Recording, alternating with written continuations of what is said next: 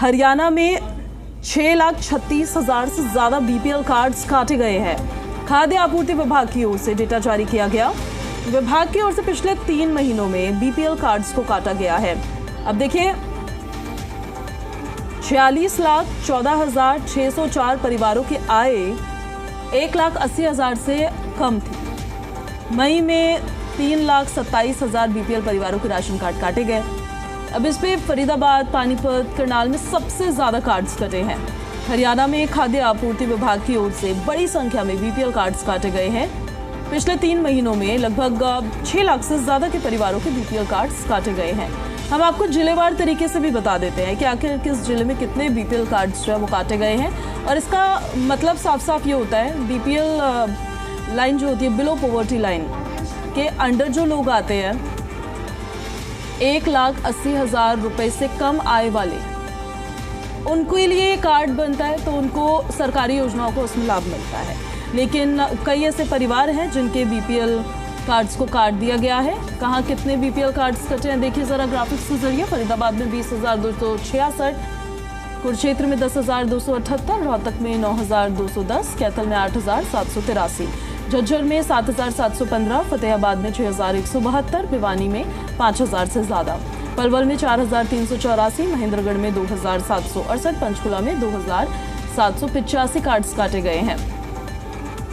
करनाल में 15,059 कार्ड्स कटे हैं, गुरुग्राम में 14,301, तो वहीं हिसार में 8,656 और सिरसा में 7,896, भिवानी में 5,298, जींद में 5,593 कार्ड्स काटे गए हैं।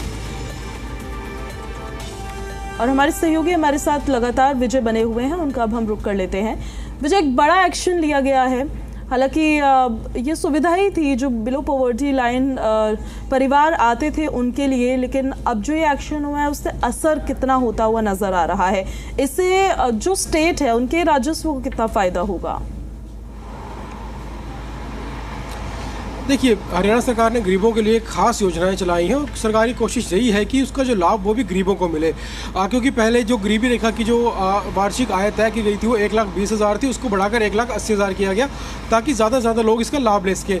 लेकिन इसके बावजूद बहुत से लोग ऐसे हैं जिनकी आय 1,80,000 से ज़्यादा है, लेकिन वो अपनी नकली आय दिखाकर जो है इन सुविधाओं को लाभ ले रहे थे। जैसे कि बुढ़ापा पेंशन बीपीएल परिवारों को मिलती है, इसके अलावा जो फ्री राशन हर महीने दिया जाता है, गेहूं, चावल, बाजरा इत्यादि दिए जाते हैं, सरसों का तेल दिया जाता है गरीब लोगों को।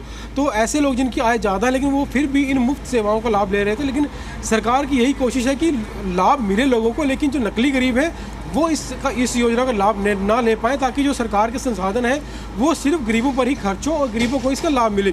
इस वजह से जो ये राशन कार्ड है, बीपीएल परिवारों के जो नकली कार्ड बनाए गए हैं वो सरकार काट रही है।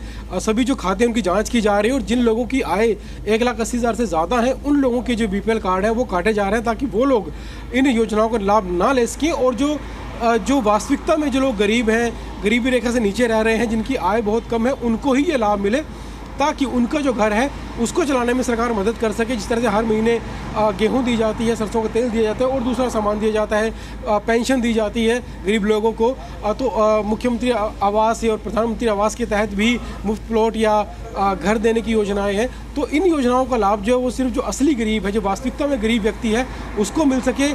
जो अपनी आय ज़्यादा होते हुए भी नकली आय दिखाकर गरीब बना हुआ, नकली गरीब बना हुआ, उनको ये लाभ ना मिले, इसलिए कार्रवाई की जा रही है। और लगातार विभाग की ओर से ऐसे लोगों की, ऐसे परिवारों की पहचान की जा रही है। और इसी कड़ी में जो 6 लाख कार्ड पिछले 3 महीनों में काटे गए हैं वो भी इसी कार्रवाई के तहत काटे गए हैं। और ये कार्रवाई अभी भी जारी है, आगे भी लोगों की जो खाते हैं वो चेक किए जा रहे हैं और जहाँ पर भी गड़बड़ी पाई जाती है उन लोगों के बीपीएल कार्ड काट दिए जाते हैं। और यही कोशिश है कि जो वास्तविकता में गरीब लोग हैं, बिल्कुल कोशिश तो यही है कि इससे पारदर्शिता आ जाए, जो जरूरतमंद है उनकी मदद हो जाए। लेकिन थोड़ी सी भी इनकम किसी की ज्यादा अगर हो गई है, खर्चे तो उनके उतने ही है, फिर सब्सिडी से अगर वो वंचित रह जाएंगे तो वो भी कहीं ना कहीं नाराजगी अपनी जाहिर कर सकते हैं। बहरहाल आपका बहुत शुक्रिया विजय इन सारी जानकारियों के लिए।